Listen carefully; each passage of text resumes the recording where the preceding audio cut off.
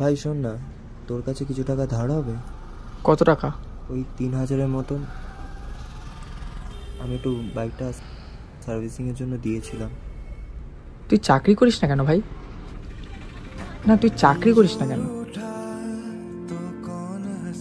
হ্যাঁ আমি মানছি তোর গার্লফ্রেন্ড তোকে ছেড়ে চলে গেছে, তোর লাইফে অনেক সমস্যা, কিন্তু তুই চাকরি করিস না কেন?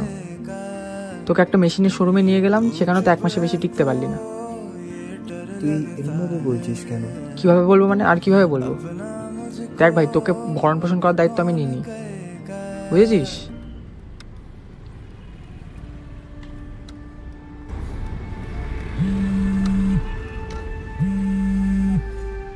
হ্যাঁ বা বলো।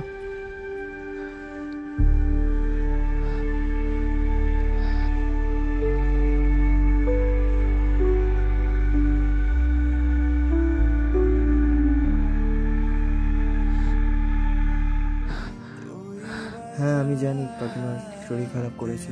তোর মামারাও এসছেন, ডক্টর ভেতরেই আছেন। আমি ডক্টর ফিস দিয়ে দিয়েছি, যদিও তোর আমি একজনের লাইফে প্রবলেম হয়েছিল, সে ছেড়ে চলে গেছিল, কিন্তু তোর লাইফে আমি সেই প্রবলেমটা হয়ে থাকতে চাই না।